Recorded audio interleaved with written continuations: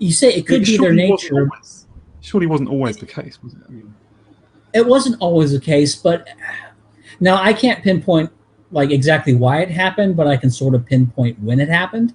And the answer is at the end of World War II, as a lot of horrible things happened.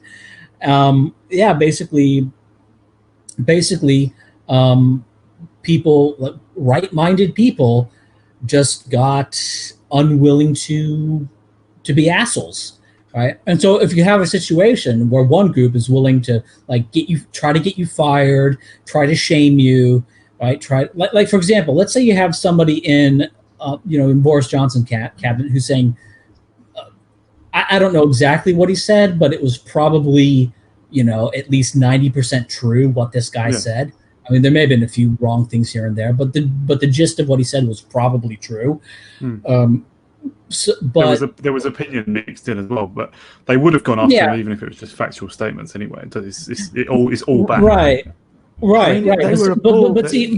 what I'm saying is that if there was a Corbyn government and you had a guy in there saying white people are a cancer on the world, you would have all these conservatives saying, well, free speech, we can't, because they would say free speech, and so you have one.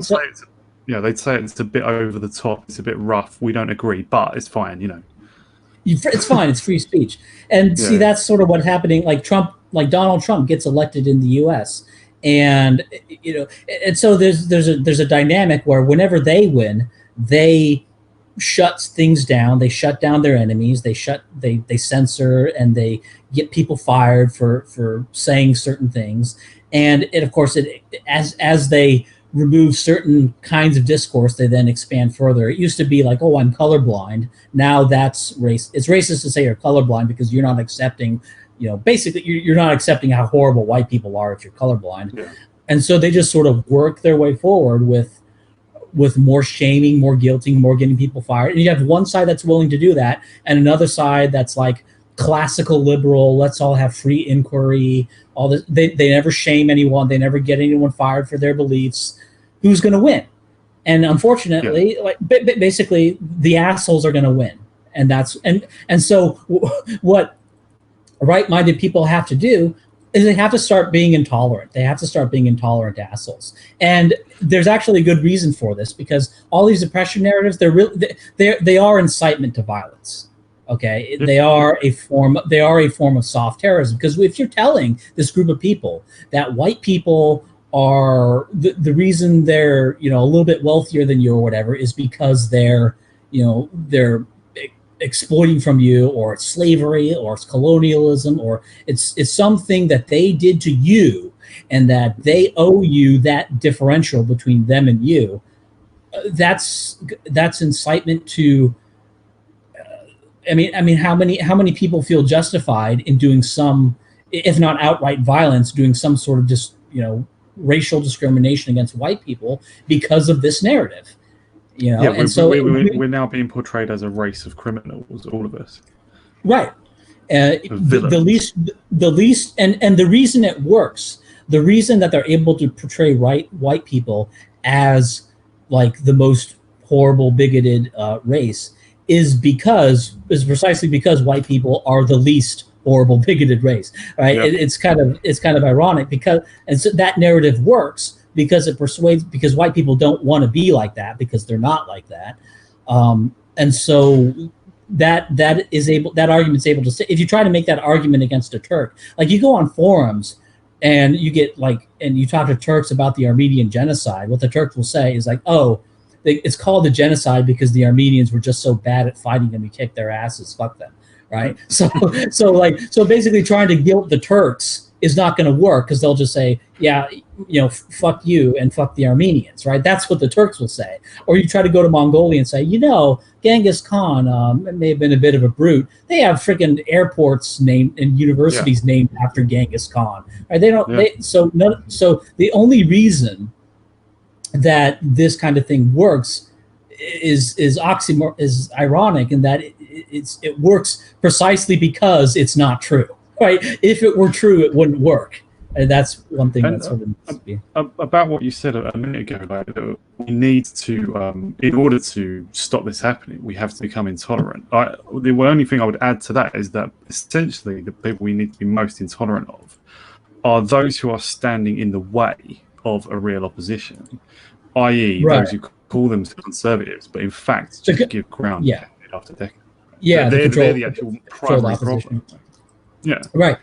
And so, but that's something that can be done. But the way you do that is you have to educate, like Donald Trump in the U.S. Like obviously Donald Trump has been a profound disappointment in terms of the policies that he enacted. And so I'm not saying that Donald Trump is wonderful in terms of what he's doing once in power, but I am saying that the election of Donald Trump shows that this can be done.